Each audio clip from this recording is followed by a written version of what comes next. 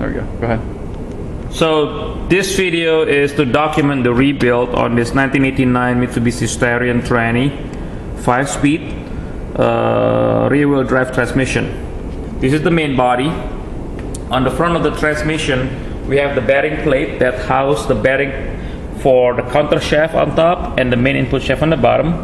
Then moving on to the actual body of the transmission itself, you see in this big square here, we got the counter shaft on the top and then the main input shaft on the bottom that continues on to the back and ends up in the spline section that hooks up to the drive shaft that drives the rear end. So in the transmission itself, we have a couple of different things here.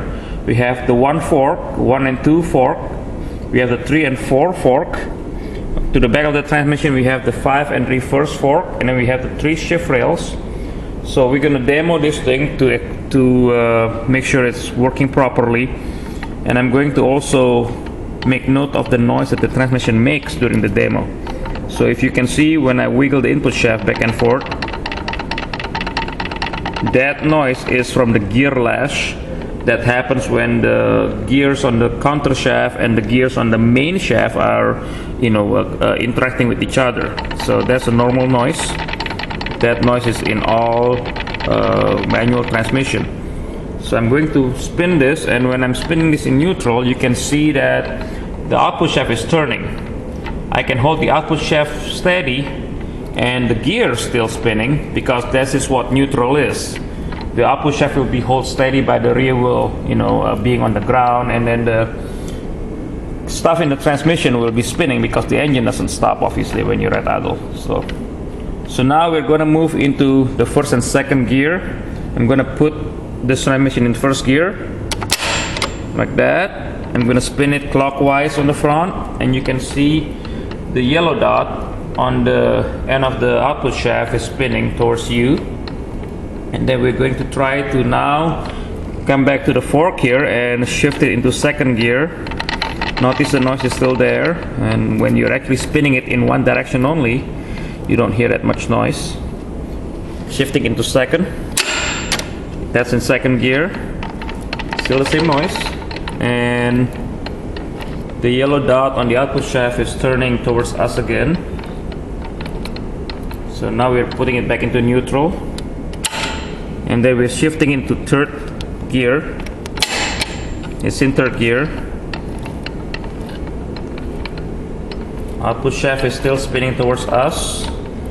I'm going to use a pry bar to help me shift it back into neutral and fourth. Now it's in fourth gear. So same noise is still there, but when you spin it one way, there's not much noise at all that you can hear. I'm going to shift it back into neutral now. There, the fork is in the middle, it's in neutral. And now we're going to try to engage fifth gear. Transmission is in fifth right now. You can see the reverse synchros and the reverse gear showing right there, because now the hub and sleeve, the sleeve is on the fifth part of the hub and sleeve assembly. This is fifth gear, and you can see the dot is still spinning towards us right there. And now we're going to try to shift it into reverse. It's in reverse right now. Then I'm continue to spin it clockwise, but now the dot is moving away from us because now this is a reverse gear. So the transmission makes the same amount of noise in any gear, and like I explained earlier, this is just a gear-less noise. It's perfectly normal in any rear-wheel drive transmission or any manual transmission. So put it back into neutral.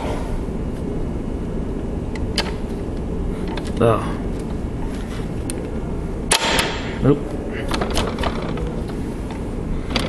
Too much there. Let me get a pry bar. There, it's back in neutral. And transmission is spinning back in neutral. Still the same noise. So that concludes the rebuild and the demo of this transmission. Now we're going to put the extension housing back on and close the belly pan here, and it will be ready to be installed in the car.